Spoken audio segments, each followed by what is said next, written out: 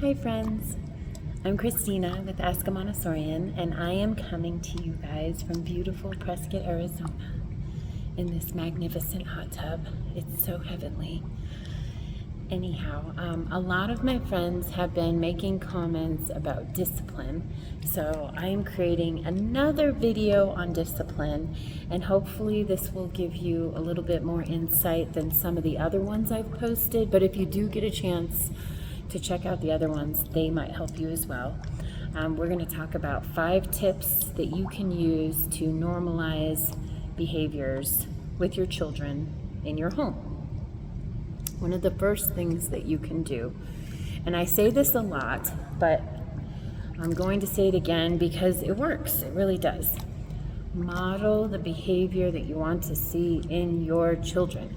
So if your child is disrespecting you, one of my friends' daughters was actually asked to leave a childcare program, and I was kind of shocked because her daughter's very well behaved with me, but they asked her not to come back. And so my friend was crying and she was beside herself. And long story short, I love my friend very much. However, she is very strong-willed and stubborn, and she was raised in a family where children should be seen and not heard. And so she kind of has that mentality when it comes to her daughter.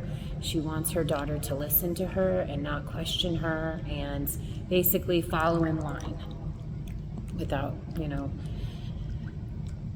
asking anything about why it is that she's telling her to do something. And her daughter's incredibly intelligent and stubborn as well. So it's hard for her daughter to fall in line without asking questions because she's questioning everything. I have a really good time with her because I keep her busy and I know how to work with challenging children in a very successful way. So I'm going to say that it's really important that you model the behavior that you want to see in your children. If you're yelling, they're going to yell. If you're disrespecting your partner, they're going to disrespect you. If you're using profanity, they are going to use profanity. If you're not taking care of yourself so that you can bring your best self forward and losing your temper a lot and stressed out a lot, your children feel that, and that's how they're going to behave when they're in challenging situations. So the number one tip that I'm offering you guys is to model the behavior that you want to see happen with your children. And it takes practice. I know, I struggle with it every day. And I'm very blessed that I only have one child left, and I only had 3 together for a very short period of time. But yeah, my other 2 have flown the coop, and they're doing very well, thankfully. But yeah, so it's kind of like my son is an only child. But anyhow, yeah, that's my first suggestion, is to model the behavior you want to see in your children. My second suggestion is to model relaxation for your children. My dad was going all the time. He was in the military. He was of the mindset, children should be seen and not heard. He was very strict, and he was constantly on the go. There wasn't any exercise routine. We would do sports together, but there wasn't a daily exercise routine in our schedule, and there was never any relaxation scheduled. It was kind of this unspoken, we're gonna go veg out in front of the TV, and that's relaxation time. So the second thing I suggest is that you teach your children to set aside a certain amount of time during the day for relaxation, so you can recharge your batteries and they can recharge their batteries. The third thing I suggest is that you're constantly encouraging your children to learn. Encourage your children to question what it is that they're doing. Encourage your children to act independently of their own accord. Act act of their own free will. Encourage your children to teach your children how to find the information that they need to be successful in life. So it's like people are going back and forth about whether or not technology is beneficial for children and what age should you start introducing technology, right? Okay. Oh, it's not going to rotate. We'll just go that way. There we go. Okay. So it's getting too hot in there.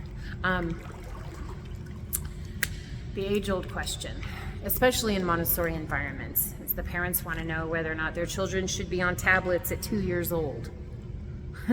No. Until 6 or 7, their mind is forming their personality that they're going to have for the rest of their life. That's why they call it the absorbent mind.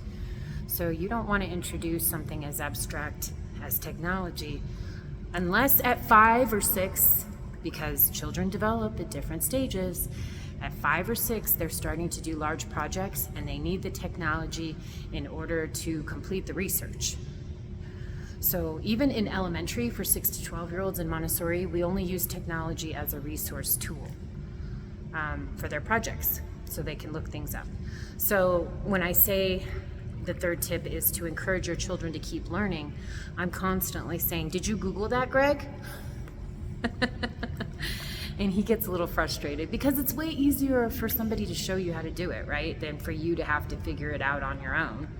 So it's a balance, it's a fine line. I show him how to do a lot of things, but I also tend to encourage him to try and find answers for himself, because when I'm not around, I want him to be successful as well.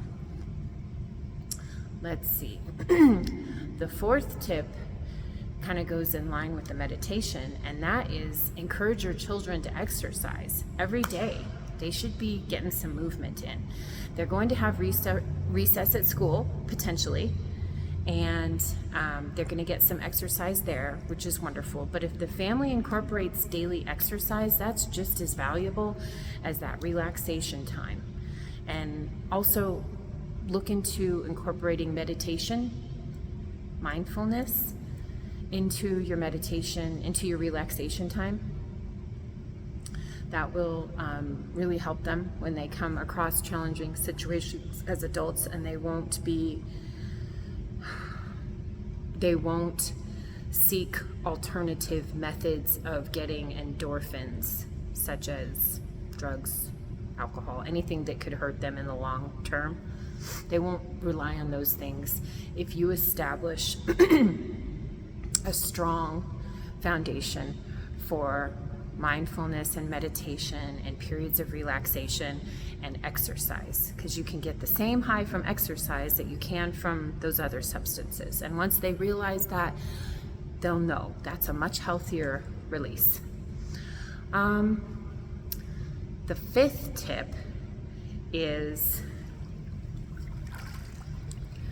when you're teaching your child how to do something, you have to keep in mind that they are processing the information at a different rate than you are.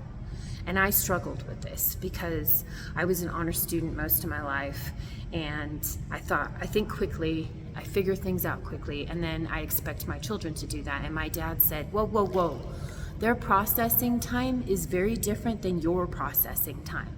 So it's really important that you slow down and you do your observations. You look at your child and see what they have and have not mastered, and then you repeat it again, and you give them the opportunity to repeat it right after you do it.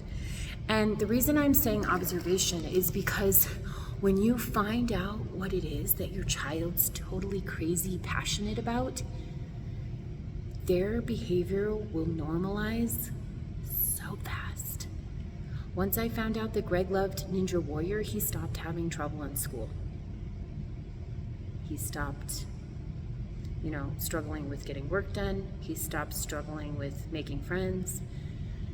Things just kind of fell into place. And thankfully, we're getting into rock climbing. And so I'm hoping that things will fall more into place here in Prescott, because we just moved again. And so it's been kind of, there's been a transition, and we're acclimating here in Prescott. But anyhow, those are my 5 tips for you. My friends who are struggling with any sort of deviations in behavior, that's what we call it in Montessori, which means, discipline issues or behavior that you just do not want your child to keep repeating. Number 1, model the behavior that you want them to do. Don't model the behavior that you don't want them to do. It seems like common sense, but we forget, right? We get into these routines, and then, we just go back to our original self, which might be yelling once or twice a day or something to that effect. And so just try and be really mindful of the behavior that you're modeling for your children. Number 2, incorporate relaxation into the daily schedule. That's so important. So important. Okay? And that ties in with meditation, mindfulness, and exercise, which was tip number 4. Tip number 5 is to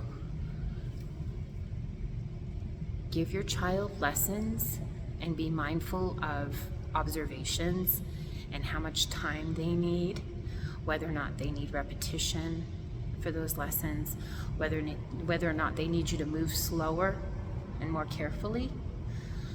There are AMI Montessori albums online that you can look up. So, tip number 3. What was tip number 3? We said incorporate exercise, right? Exercise will help them with their behavior. It'll help them learn to calm themselves down. So we have tip number 1 is model the behavior you want to see with them. Number 2 is relaxation during the day. Schedule some relaxation time. I don't remember what number 3 was, but I know number 4 is exercise. And then number 5 is give lessons and practice your observations. So you guys rewind this, look and see what number 3 is, and comment what number 3 is below. I'm going to put the 5 tips in the comments when I post this on YouTube. But yeah, so anyhow, this is another raw reel by Christina. Thank you guys for watching. I hope that these tips helped you. If they did, let me know. If there's something else that you're struggling with, please let me know. Thank you so much for joining me here today, and I hope you guys have a wonderful time with your children.